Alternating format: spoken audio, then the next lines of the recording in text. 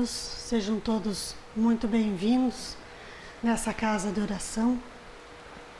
Quando antes de iniciarmos sobre esse tema da noite de hoje, sobre as mortes coletivas, nós rogamos uma vez mais o amparo a essa espiritualidade maior e também pedindo a eles a permissão para que possamos falar desse assunto devido à quantidade de mortes coletivas que nós conhecemos e sabemos que quantas pessoas agora, espíritos, ainda se encontram em tratamento espiritual no mundo dos espíritos.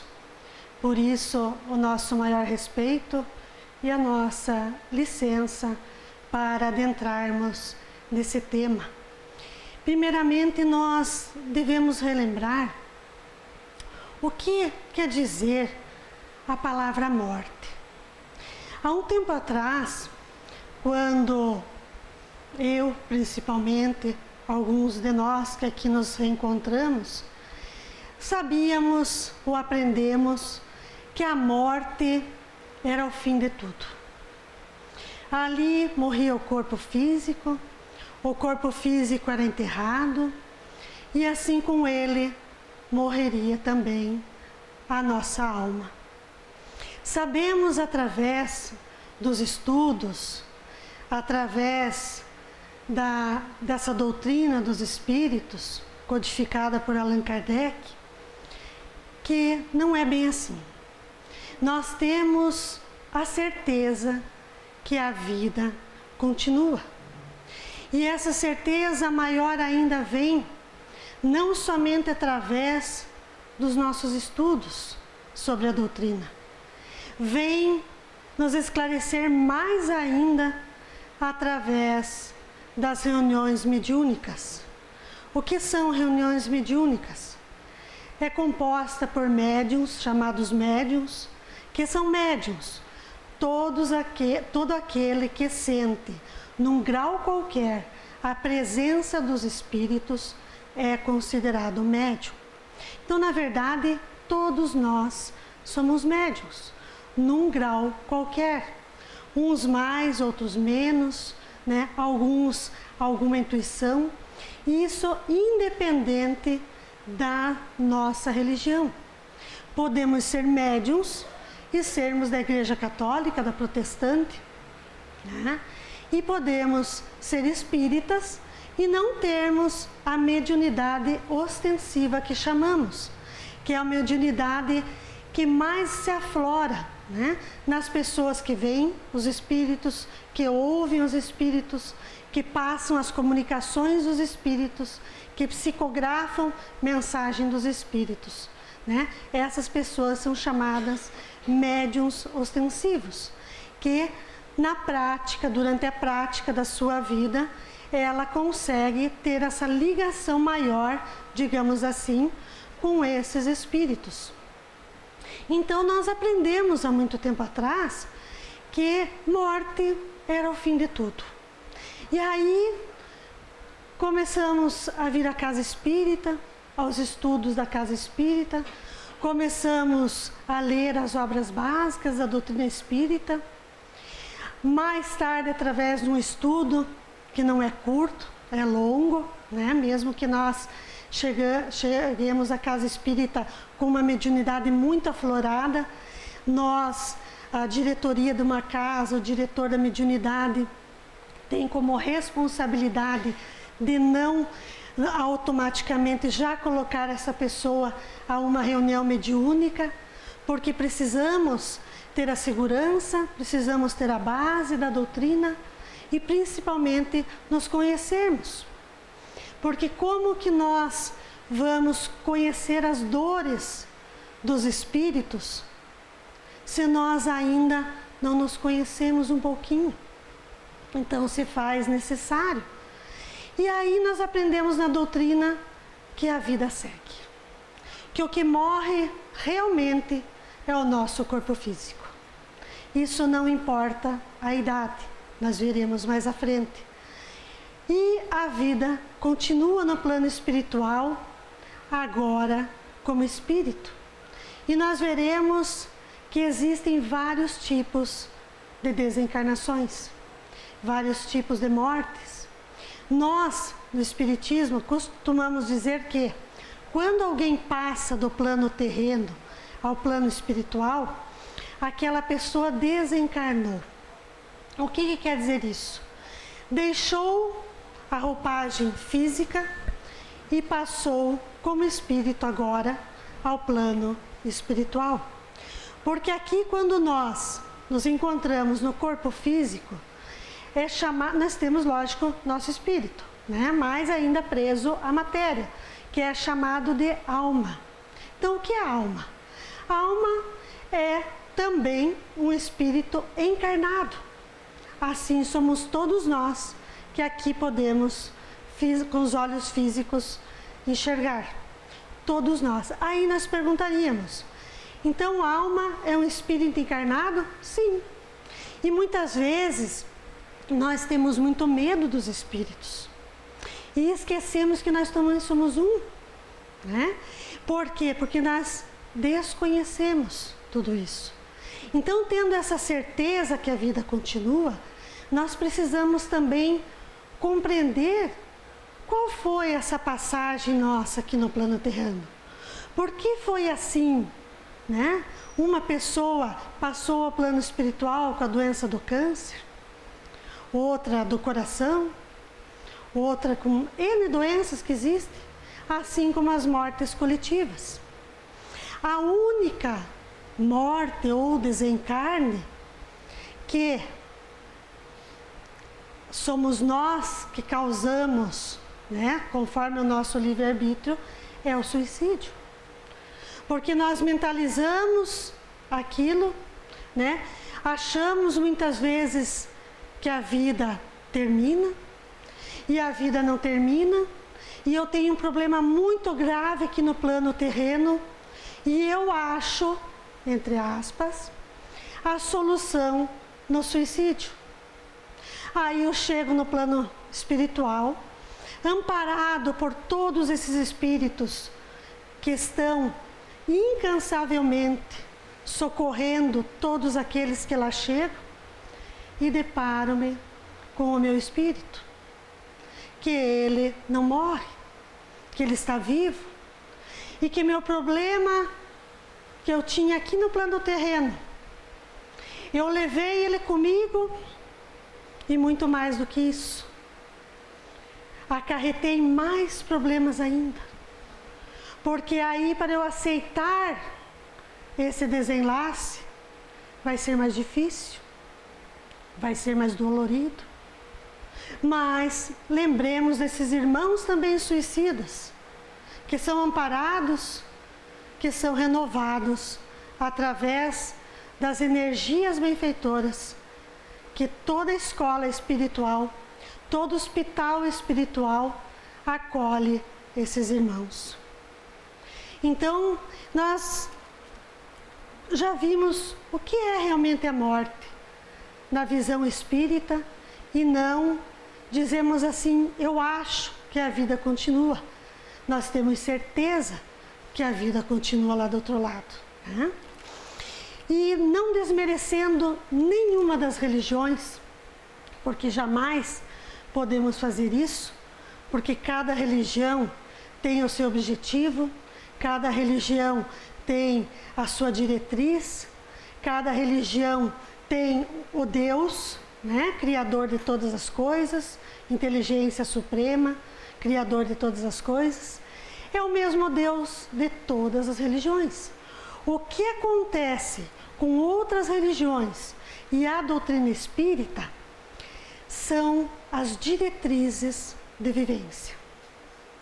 Isso que difere muito na nossa vida, né? Mostra, o Espiritismo vem esclarecer o porquê aqui nos encontramos, de onde nós viemos, por que aqui estamos nessa encarnação com esses nossos familiares, com esses nossos amigos, com esses nossos desafetos.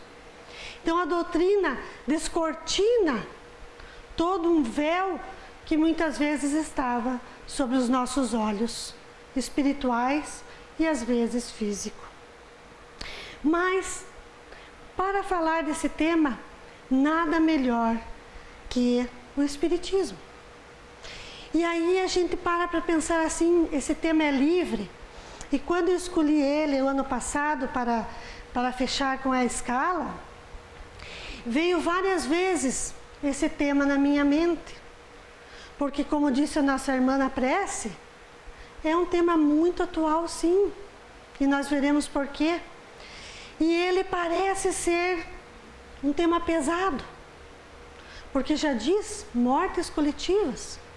Imaginemos assim, quanta dor muitas vezes nós sentimos quando um ente querido nosso passa do plano terreno ao espiritual. Às vezes uma pessoa de idade, que nós precisamos compreender, que às vezes tinha 80 anos, 88, 90, 90 e pouco, e ainda a gente sente aquela dor, né? Não da dor do apego, não só isso, mas o sentimento, porque somos seres humanos, e isso é natural. Nós, como espíritas, também sentimos isso, mesmo tendo esclarecimento.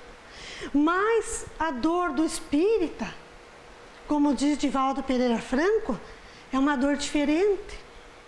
É uma dor que consola, é uma dor que compreende, porque nós temos essa certeza da vida. Quando nós não temos essa certeza, nós nos sentimos como se nós estivéssemos sozinhos, como se Deus tivesse nos abandonado, como se o chão se abrisse sobre nós e ali acabasse tudo. E por que dessa forma nós deveríamos compreender que acontecem essas chamadas tragédias coletivas também? Daí fazemos aqueles questionamentos. Por exemplo, o episódio das Torres Gêmeas no World Trade Center, na cidade de Nova York. O tsunami na Indonésia, que matou uma grande quantidade de pessoas. A Boate Kiss em Santa Maria, que muitos jovens desencarnaram, mas alguns ainda se salvaram e outros acabaram desistindo de estar naquele local. O acidente aéreo com os jogadores da Chapecoense, o ônibus de União da Vitória, né, com respeito aos familiares que às vezes se encontram, sabemos que alguns frequentam a nossa casa, na Serra Dona Francisca.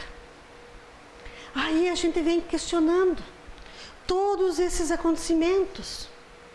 Aí a Sueli Caldas Schubert, uma médium espírita, oradora, colocou no livro dela sobre as perguntas e respostas que nos dizem assim: nós fazemos, ou já fizemos, ou ainda fazemos essas perguntas, ou ouvimos alguém nos questionando: por que apenas uma pessoa ou mais pessoas sobrevivem e outras não?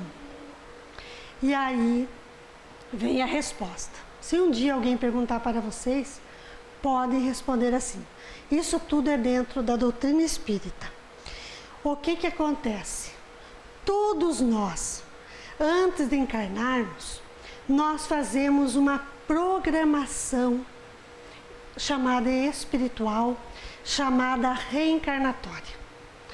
Todos nós, gente. Não importa a classe social, nem a religião, nem a idade, nada. Todos nós fazemos essa programação. Mas aí vem a pergunta: mas eu vou pedir para eu desencarnar, né, eu passar para o mundo espiritual, uma morte coletiva, que muitas vezes choca, não somente o espírito, mas os familiares, os amigos, todos aqueles que convivem conosco? Sim. Porque aquela missão, vamos supor, aqui na Terra, aquele desenlace era de tal maneira para ser assim.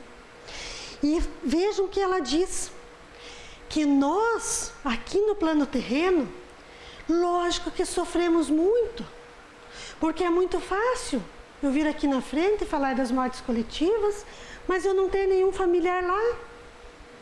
Até, né, nos chocou, quem que não viu, né, todas aquelas cenas, o velório, etc., os familiares em dor, choca. Mas vir e não ter alguém, como se diz, sentir na pele essa dor, claro que a gente sente. Porque somos seres humanos, somos seres em evolução, nos colocamos muitas vezes no lugar desses familiares. E ela diz que alguns dos espíritos, não todos, porque cada um nessas mortes coletivas estão num grau espiritual diferente do outro, assim como nós. Então cada um se encontra num grau diferente do outro. Então existem aqueles espíritos que desencarnam nessas mortes coletivas e compreendem, não que Deus fez com que eles lembrassem no momento que foi uma programação, precisava passar por isso, não bem isso, mas eles aceitam mais aquele desenlace assim. E nós, muitas vezes, ela diz que aqui na Terra, ficamos presos àquele espírito. Ela se pode chorar, lógico, pode se emocionar, pode, mas não se desesperar. Porque aí o espírito já está compreendendo, claro que lentamente, esse processo, e nós nos ligamos através dos nossos pensamentos com esse desespero. E isso não são só nessas mortes, qualquer outra morte. Choramos, temos saudades, mas não devemos viver presos. Tem uma mensagem do Momento Espírita que é muito linda. Voem juntos, mas nunca amarrados. O que quer dizer isso? Que nós podemos sim voarmos juntos com esses entes queridos.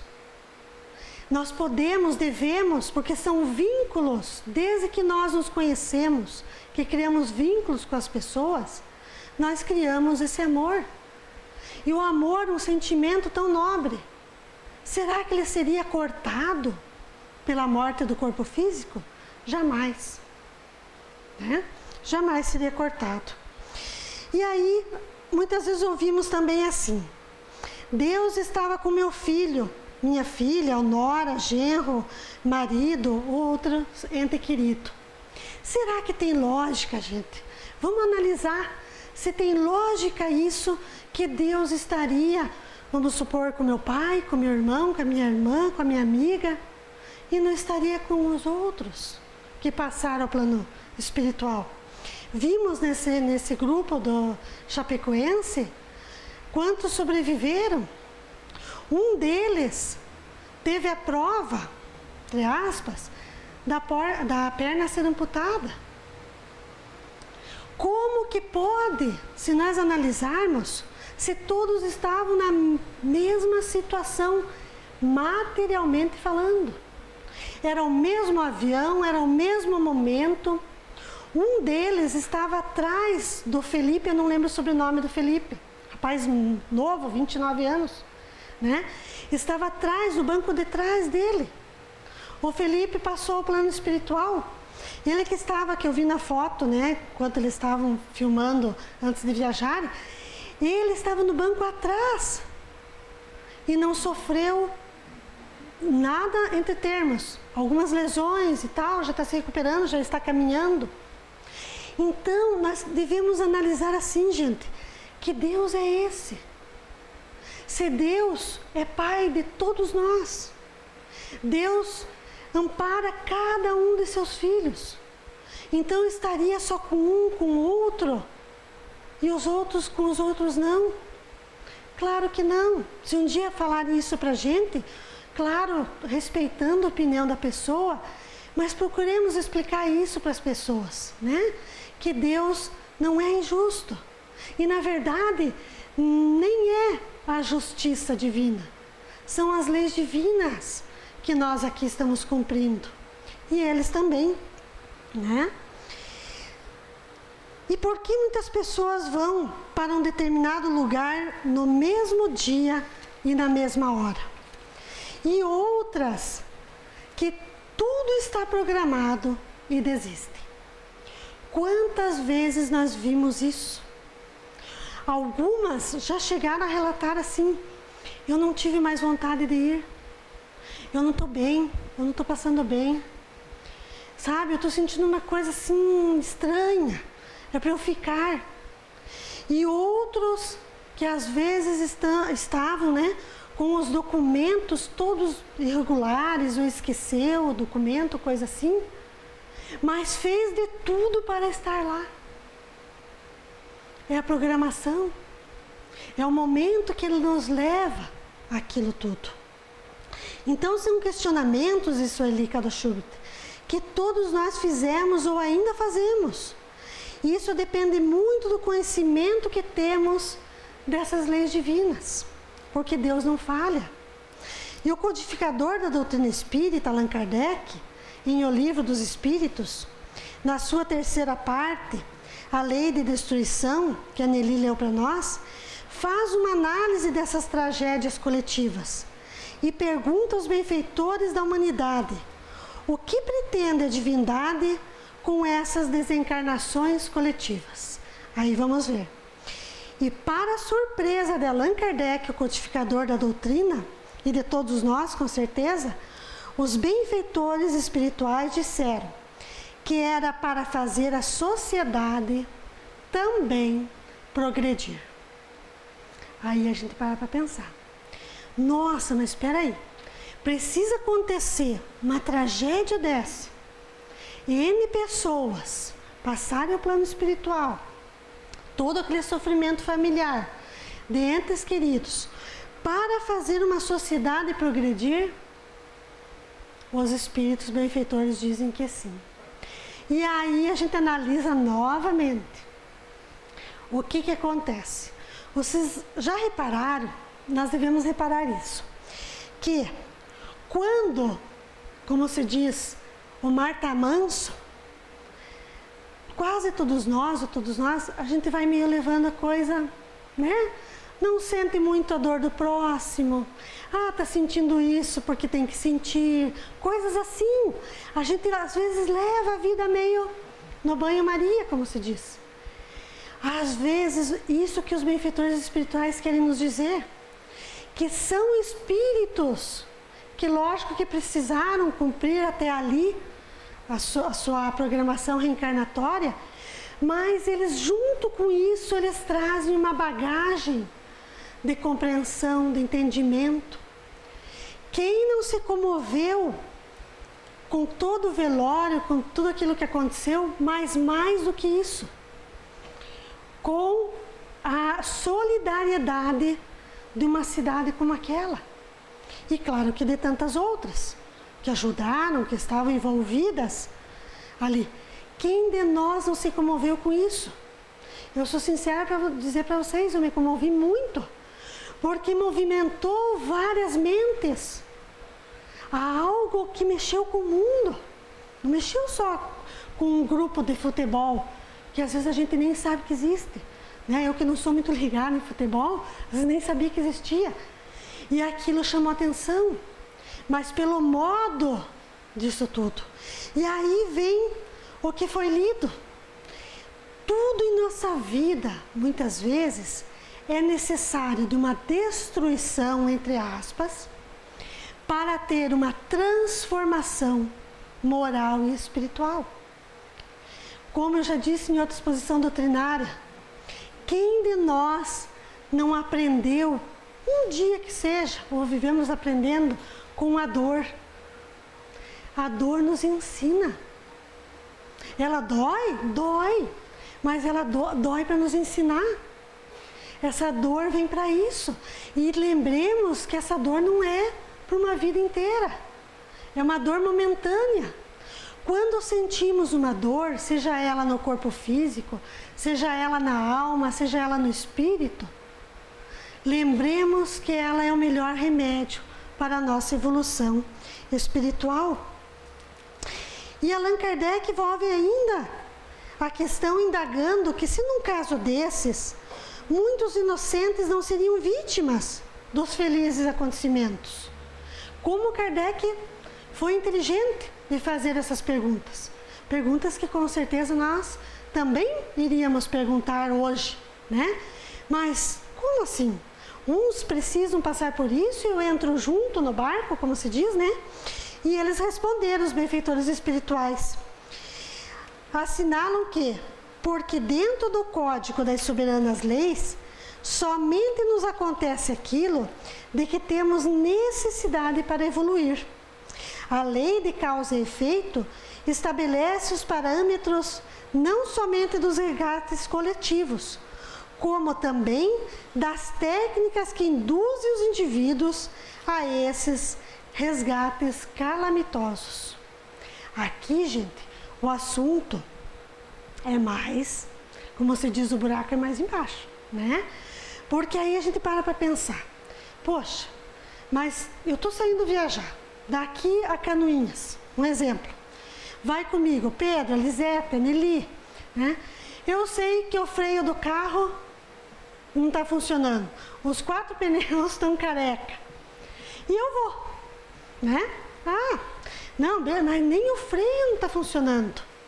Aí eles pedem para que nós analisemos, que é também irresponsabilidade. Mas eles dizem que nós temos o livre-arbítrio, nós precisamos saber, né, o que é o certo e o que é errado, mas muitas vezes entra isso que ele acabou de explicar aqui. Muitas vezes somos instrumentos daqueles que estão conosco a acontecer algo para esse desenlace. É difícil muitas vezes de compreender? É. Mas a doutrina nos esclarece tudo isso. O porquê. Então vem novamente aquela lembrança que não cai uma folha, se assim Deus não permitir. E logicamente com tudo isso, ele nos diz aqui, com o nosso livre-arbítrio. Nós temos o nosso livre-arbítrio. Nós sabemos o porquê, né? O porquê que estamos aqui, nós sabemos o que é errado, o que é o certo, nós sabemos de tudo isso. E eu não poderia deixar de falar nessa exposição também uma pergunta que várias pessoas já me fizeram, que é: por que crianças e jovens também desencarnam tão cedo? Aí nós devemos lembrar do que? A doutrina vem novamente nos esclarecer. Através da reencarnação, que nós sabemos que nós retornamos ao plano terreno, logicamente não nesse mesmo corpo, porque o corpo morre, mas em um novo corpo, nós sabemos que através da reencarnação, nós retornamos àquele corpo novo, ou de uma criança, ou de um jovem, mas lembremos, gente, toda vez que nós olharmos para uma criança, que o corpo é novo, o espírito não é. O espírito já viveu milênios, já veio, já retornou, assim como nós, sempre num novo corpo. Então veio naquele corpo novinho, mas o espírito muitas vezes não é novo. Já vivenciou várias fases. E tem também a explicação que muitas vezes é uma prova para os pais. Mas que prova é essa, né? Do pai, da mãe precisar passar por essa dor de enterrar um filho. Quantas pessoas dizem assim: essa lei não está certa, essa lei não, Deus não fez isso certo. O natural seríamos nós, né, os pais de idade enterrar os filhos, os filhos enterrar os seus pais, e não ao contrário. Então lembremos que o corpo é novo, mas o espírito não é. Então se faz necessário passar por isso, tá? E Divaldo Pereira Franco fala sobre esse desencarne dos jogadores da Chapecoense. Eu achei muito interessante o palestrante espírita. Por intermédio da reencarnação, o Espiritismo explica a lógica de acontecimentos tão funestos. No caso em tópico, que é o da Chapecoense, segundo a imprensa, a ANAC, Agência Nacional de Aviação Civil, havia proibido a viagem programada. Mas a fatalidade conseguiu uma maneira de atender ao determinismo kármico mediante o aluguel de uma outra aeronave boliviana. Alguns sobreviventes e outros que não puderam viajar por uma ou outra razão foram poupados dessa aprovação nesse momento. Ou não seria, nesse momento, o seu desenlace, por não fazerem parte desse grupo comprometido com as leis divinas. Gente, isso que eu trouxe é uma psicografia de Divaldo Pereira Franco pelo Espírito de Emmanuel, tá? Não sou eu que estou falando. Então eu achei isso muito interessante. A espiritualidade colocou essa mudança que fizeram de avião para que fosse, e estava com todo aquele problema, e para economizar gasolina, aquela coisa toda, né? Para que acontecesse. Mas como que a gente vai? Eu peguei isso no site Espírita Sério da Federação. Como que a gente vai passar isso para uma pessoa completamente leiga? Não vai compreender, né? Que aquilo estava programado, que porque uns foram, outros ficaram. E ele diz, Emmanuel fala, o Espírito, provavelmente essas vítimas resgataram antigo débito moral no seu processo evolutivo e foram reunidas para o ressarcimento coletivo, conforme a responsabilidade do conjunto em algum desmando anterior de existência pregressa. Vejam bem, ele alertou, não que todos estariam com a mesma condição kármica, pode ser até diferente, mas nesse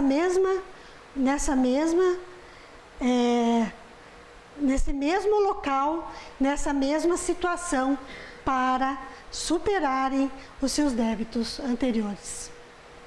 Então vejamos que tem uma explicação sobre tudo isso, né?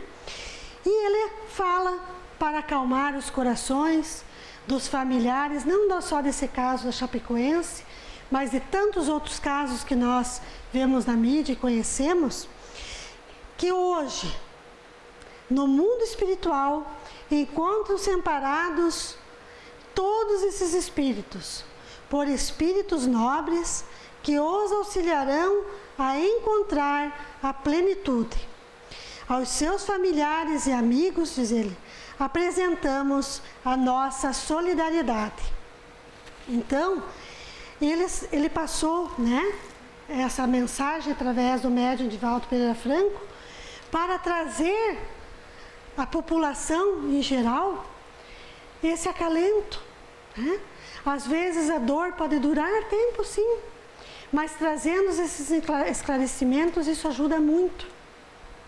E eu quero só mostrar para vocês, pedindo licença ao nosso presidente, para não me estender, só que é um assunto bem complexo, que nós poderíamos ficar aqui conversando até umas 10 horas, mais ou menos, até mais, né? Mas a gente tem um horário a cumprir. Quem se interessar, gente, tem até umas passagens que Jesus falou, deixou na época, esse livro há 2000 anos, tá? Por enquanto, o Ricardo disse que não tem para emprestar na biblioteca, só tem à venda.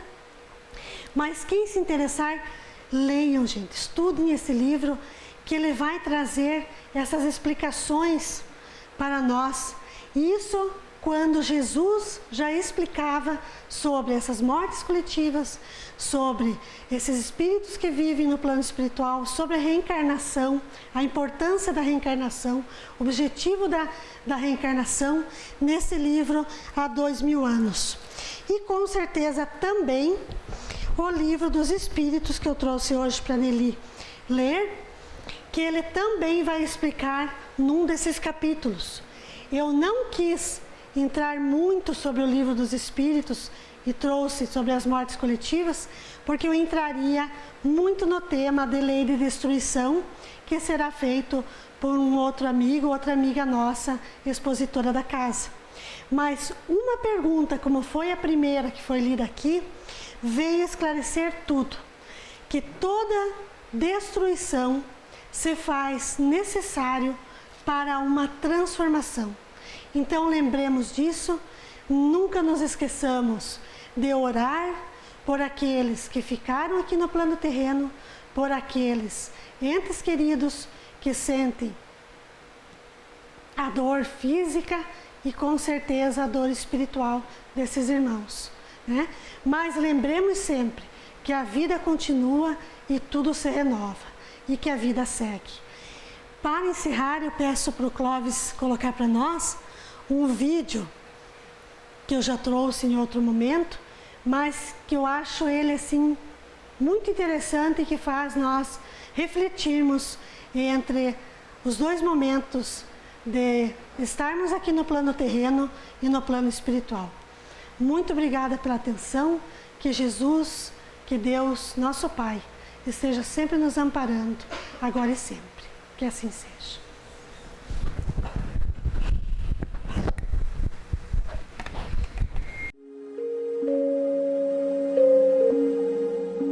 Partida e chegada.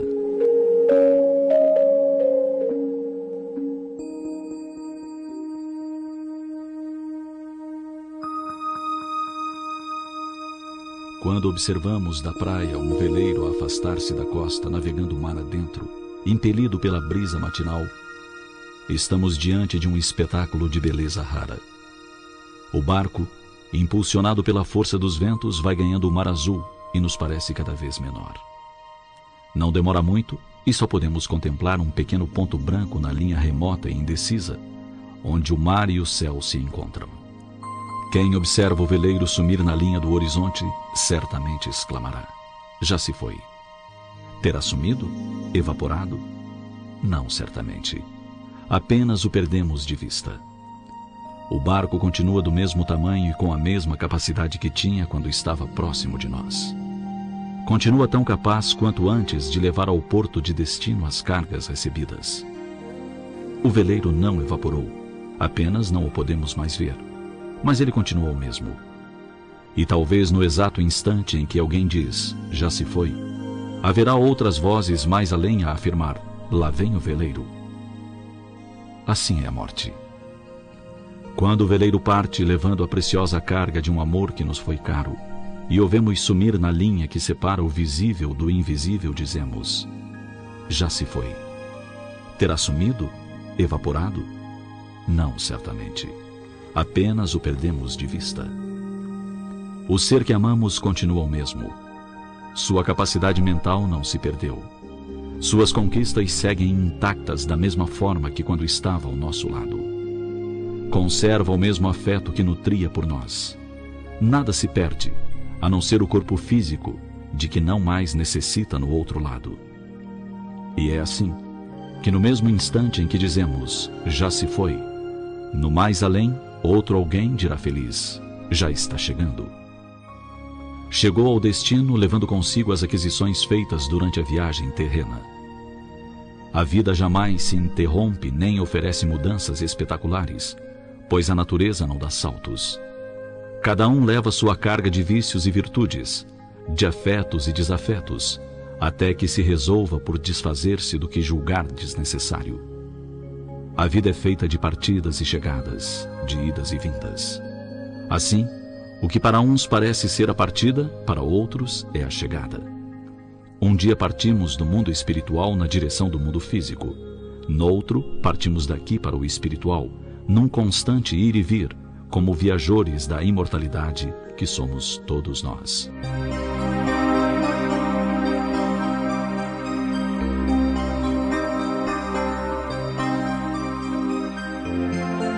Victor Hugo, poeta e romancista francês que viveu no século XIX, falou da vida e da morte dizendo: a cada vez que morremos, ganhamos mais vida. As almas passam de uma esfera para outra sem perda da personalidade, tornando-se cada vez mais brilhante. Eu sou uma alma. Sei bem que vou entregar à sepultura aquilo que não sou. Quando eu descer à sepultura, poderei dizer como tantos: meu dia de trabalho acabou. Mas não posso dizer: minha vida acabou. Meu dia de trabalho se iniciará de novo na manhã seguinte. O túmulo não é um beco sem saída, é uma passagem. Fecha-se ao crepúsculo e a aurora vem abri-lo novamente.